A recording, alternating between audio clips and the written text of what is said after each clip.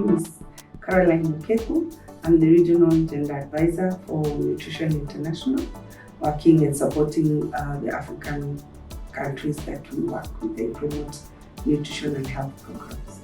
I'm able to really contribute my experience and my knowledge as I work towards mainstreaming gender equality and women's empowerment. And still very excited to be in this team and put in or plug in my knowledge and experience in working with women to really interpret the information, interpret the indicators, interpret the results, interpret how we measure gender transformative change in nutrition, even to the context of that woman and that girl in the community which we serve. The most important thing is to look at impact for the girl, for the woman, for the boys as well, and the girls and the men, but looking at how do we ensure that vulnerable group, the women and the girls, the interventions are really touching and transforming their lives, in transforming their families and transforming the community at large. We believe that poor nutrition disappropriately affects women and girls globally. We have reports and data that indicates that 60% of the people with chronic malnutrition are women and girls. And some of these reasons why we have such high levels of malnutrition is because of gender social norms that really inhibit women and girls from accessing nutrition and health services. And as in the case of Africa, we know that women eat less and least. And so as NI, we are really committed to ensure that we address some of these nutrition issues, nutrition gaps, gender-related gaps that really affect women and girls from really accessing these needed services. Among women who report more or less gender equality and women's empowerment, we start to consider how this affects nutrition programs and what to change. And this has been informed by the gender analysis. We conduct gender analysis, and through the gender analysis, we identify gaps and look at these gaps from a programmatic level, from a program implementation level to a program monitoring and evaluation level. These gaps, we need to know more about them, get to understand the uniqueness in context so that we can respond adequately. Considering that we work in 5 core countries and over 15 non-core countries, gender aspects are different in context. We are very excited with the funding through CSTN that has come through CanWatch to really support the operationalization of gender transformative nutrition programs. And so through this collaboration with Bruyère Institute and University of Toronto, so far as NI, we have worked together in developing gender transformative indicators in 5 key domains.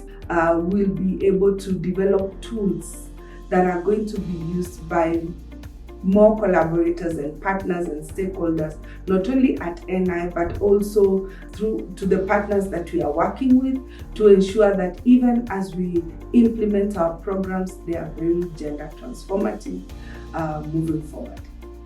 I'm really happy because this is a very clear funding opportunity that through CanWatch, we are able to really now map out so many other tools that exist out there that would be very much useful to contributing towards promoting or developing a universal gender transformative nutrition tools that will help other institutions, not only Nutrition International, in really implementing nutrition and health programs that are gender responsive and transformative. While implementing a co-creative program, it requires a lot of participation of key actors. And I'm really excited because GTFN has been very intentional to bring all the collaborating members and other actors on board to really add value to the process. I'm really happy because with this participatory method, we are able to develop really key measures that are meaningful to those who are served through our programs. And through this collaboration, through this participation, we are able to explore different tools. We are able to explore different methodologies that other actors have seen that work. We are able to share, we are able to learn in the process. And I feel it is more of a learning curve for each one of us, because institutions have different approaches and methodologies that have been working to really ensure that their programs, nutrition programs, are gender transformative. We are really excited because we will now come up with a global unified approach which can be used to really promote gender transformative change in nutrition.